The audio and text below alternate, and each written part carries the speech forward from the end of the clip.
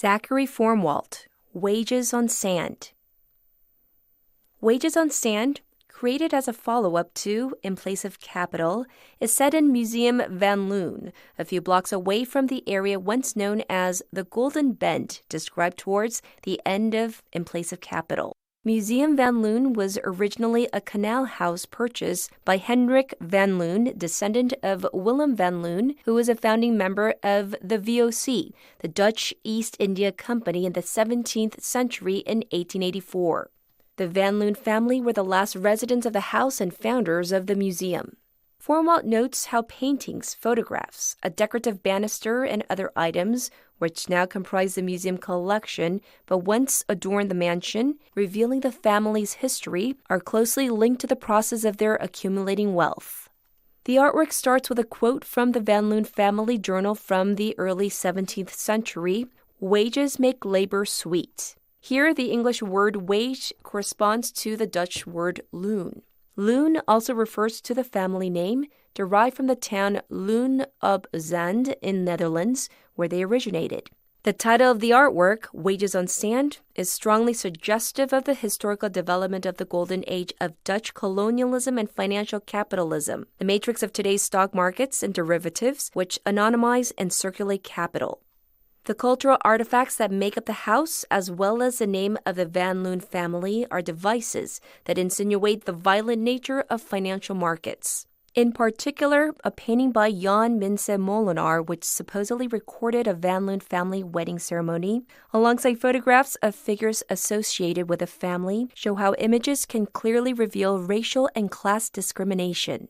The most interesting feature of Molenaar's painting today is the unnamed black servant depicted to look like part of the background.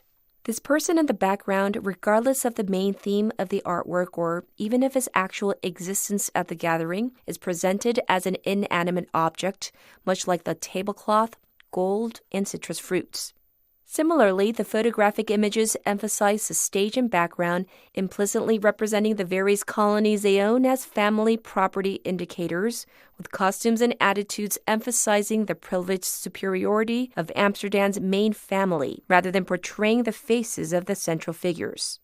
Another of the most closely explored features in the video is the banister. Willem Hendrik, who moved into the house in the 19th century, remodeled the banister primarily due to the large openings in between the curlicues, which posed a danger to his children. This assault on the banister resulted in two kinds of metal railing from two different times, bronze from the 18th century and iron from the 19th century.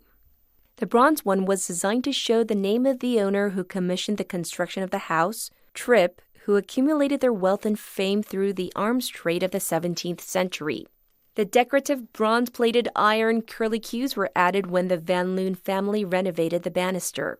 In the process of renovating the banister and concealing the name of the Tripp family, what the Van Loons actually assaulted was not the banister itself, but rather its heritage, in order to obscure the accumulation of wealth that had occurred in the past. The fact that they proliferated assets by the legal operation of forced labor, exploitation, and slavery was never to have surfaced. The banister is the central axis of the narrative of Wages on Sand and serves as a medium for traveling between points where assets, accumulated in various forms across the entire house, were encrypted. Along with the banister, the other most noticeable aspect of the video is that scenes appear tilted at a particular angle, 37 degrees exactly, making the whole film look strange. This angle originated from the site itself, meaning the angle of the banister and the stairs of the mansion. This technique, as in Formwalt's other artworks, can be seen as intentionally distorting the projections as a means to correct perceptual distortions that humans believe are natural perceptions and experiences. Re-examining the house, revolving around the tilted banister, becomes an attempt to decipher images of erased elements that have been encrypted, like the objects in art galleries and museums today, and through this, to see everything that surrounds them in order to find out what activities made them possible, how, why, and from what they were actually made.